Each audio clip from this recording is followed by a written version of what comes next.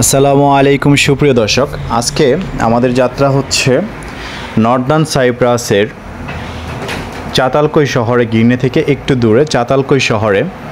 এটা হচ্ছে সবাই বলে যে এটা এই দেশের ভাষায় বলা হয় হজরত উমর রাদিয়াল্লাহু আনহুয়ের তুরবাসি, অথবা যেখানে লেখা রয়েছে টম্ব, মানে হচ্ছে মাজার। আমরা বাংলা ভাষায় যেটাকে বলি যে হজরত উমর রাদিয়াল্লাহু আনহু মাজার। তো সেটা দেখার উদ্দেশ্যে সারাদিন কাজ করার পরে রাতের বেলা আমার বন্ধু এসে নিয়ে গিয়েছিল আমাকে। তো এই প্রথমবার ওইখানে গিয়েছিলাম রাতের বেলা। আসলে দৃশ্যটা খুবই সুন্দর এবং বিশাল এরিয়া নিয়ে খুব চমৎকার একটি জায়গা। এটার একদম পাশে রয়েছে সমুদ্রর খোলা বাতাস এবং বাচ্চাদের খেলা করার জন্য প্রচণ্ড জায়গা রয়েছে, অভিভাবকরা বসার জন্য খুব সুন্দর একটি জায়গা রয়েছে। যারা এই দেশেই বসবাস করতেছেন তারা চাইলেই যে কোনো সময় এসে এখানে ঘুরে যেতে পারেন। আবারও ঠিকানাটা বলে দিচ্ছি, এটা হচ্ছে চাতালকই শহরে। যদি আপনারা লোকেশনে সার্চ দেন হজরত উমর টম্ব লেখা আসবে, হজরত উমর রাদিয়াল্লাহু আনহু টম্ব, অথবা উমর তুরবাসি বললে দেখিয়ে দিবে। তো এই জায়গাটিতে আমরা যেটা আসার পরে দেখতে পেয়েছিলাম যে এই জায়গাটিতে আসলে কি হজরত উমর রাদিয়াল্লাহু আনহু এর মাজার ছিল নাকি। আমি যখন প্রথমে শুনেছিলাম তখন আমার ভিতরে একটা খটকা রেখেছে যে এইখানে কি করে হয় এটা। হজরত উমর রাদিয়াল্লাহু আনহুর মাজার তো ছিল সৌদিতে। তো যাই হোক, এখানে আমি এসে দেখতেছিলাম এটার ভিতরে রেস্টুরেন্টের ব্যবস্থা রয়েছে, মানুষের খাওয়া দাওয়ার জন্য, বসে থাকার জন্য সুন্দর ব্যবস্থা রয়েছে। এবং রাত্রের বেলায় এটা লাইটগুলো খুব সুন্দর, একটা কী বলে লাইটগুলো আপনারা দেখতে পাচ্ছেন যে একটা নীল কালারের মতো যে লাইটগুলো, এরকম একটা লাইট ব্যবহার করা হয়েছে, যেটাকে একটা প্রশান্তিময় লাইট। তো আমরা যখন এখানে এসেছি আমরা ভিতরে দেখেছি, পুরো এরিয়াটা রাত্রেবেলা ঘুরে দেখার চেষ্টা করেছি যতটুকু সম্ভব হয়েছে।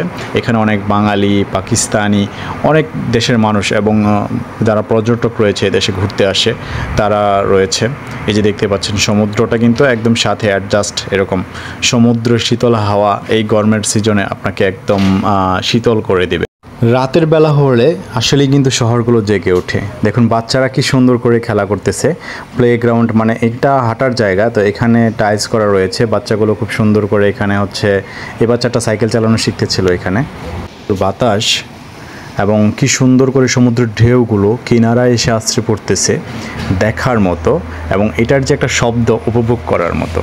আমরা এই মুহূর্তে ভিতরে প্রবেশ করব মাজারের। তো তার আগে একটু দেখে নিচ্ছি কি লেখা রয়েছে এখানে।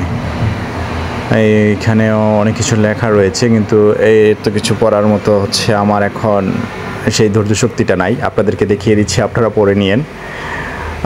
আমি আপনাদের এটা সম্পর্কে কিছু এমনিতেই নিজে থেকে যতটুকু জেনেছি সেটা জানানোর চেষ্টা করব।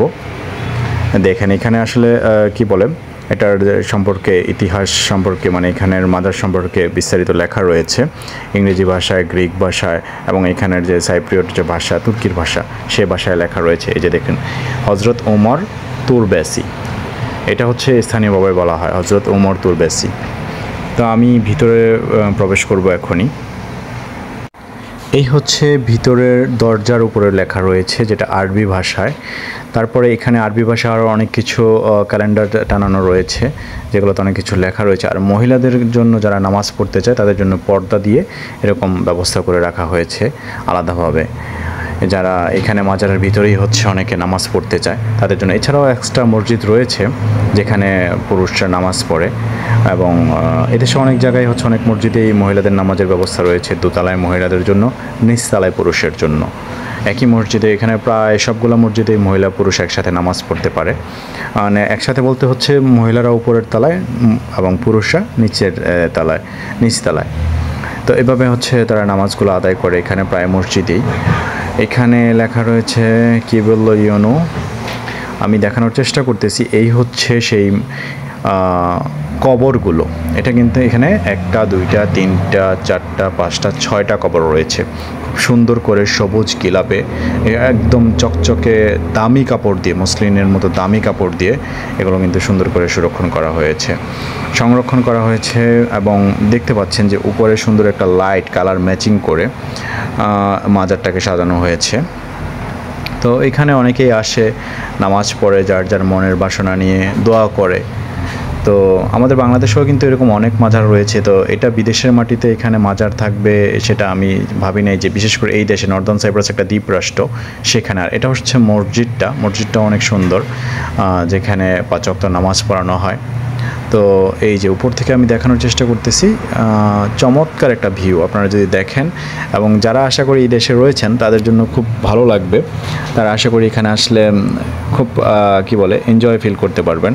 এবং এই যে অজুখানাগুলো এবং ডিজিটালাইজড উন্নত প্রকৃতির, এই হচ্ছে অজুখানা, আমি দেখিয়ে দিচ্ছি। ভালো লেগেছে এখানে মাজারটা দেখে। মাজার কিন্তু বাংলাদেশের মতো না ভাই, বাংলাদেশের মাজারে এগুলো আসলে মাজারের তো কোনো দোষ নেই। আমরা যারা অনেক লোক যেখানে আজকে মাজারকে কলুষিত করে ফেলেছে, বাংলাদেশের মাজার মানেই আমরা বুঝি যে সেখানে নাচানাচি হবে, তারপরে হচ্ছে কি বলে অনেক কিছু সেবন করবে। এইখানে কিন্তু এরকম কিছুই না, উচ্ছৃঙ্খলতার কিছু নাই এখানে। সম্পূর্ণ হচ্ছে শালীনভাবে নীরব পরিবেশে আসতেছে, যার যার মতো দোয়া করতেছে, চলে যাচ্ছে। কেউ হচ্ছে তার মনের আশা পূর্ণ হওয়ার জন্য বা কোনো কারণে মানুষকে খাওয়াবে চিন্তা করেছে, সেজন্য কিছু খাবার রেখে যাচ্ছে, কেউ খেয়ে নিচ্ছে। আবার অনেকে আসছে শুধুমাত্র সমুদ্রের বাতাস উপভোগ করার জন্য। সমুদ্রের বাতাসটাও হচ্ছে অবশ্যই উপভোগ করার মতো, এবং সমুদ্রের ঢেউয়ের যে গর্জনটা সেটা তো না বললেই নয়। আমরা একদম শেষ পর্যায়ে, আমরা আরেকদিন হচ্ছে দিনের বেলা এটা পুরোটা দেখানোর চেষ্টা করব, আরও সুন্দর করে একটা প্রতিবেদন তৈরি করার চেষ্টা করব। আরেকটা মেন কথা বলে রাখি, এটা কিন্তু আসলে হজরত ওমর রাদিয়াল্লাহু আনহুর মাজার না। হজরত ওমর রাদিয়াল্লাহু আনহুর মাজার রয়েছে সৌদিতে। এখানে বলা হচ্ছে যে ওনার 6 জন বন্ধু ছিল, সহযোগী বন্ধু ছিল, তাদের 6 জনের কবর আমি দেখিয়েছিলাম, 6টা মাজার, সেই তাদের সমাধি এটা, ঠিক আছে। তো আসলে কিন্তু এখানে পরিচয় রয়েছে, এটা হজরত ওমর তোরবাসী নামে, মানে মাজার, বাংলায় যেটাকে মাজার বলা হয়। তো প্রিয় দর্শক, এরকম আরও সুন্দর সুন্দর ভিডিও পেতে চাইলে আমাদেরকে অবশ্যই লাইক, কমেন্ট, সাবস্ক্রাইব করে আমাদের পাশে থাকবেন। অবশ্যই ভালো থাকবেন সকলে, আর আবারও দেখা হবে নতুন কোনো ভিডিওতে। আল্লাহ হাফেজ।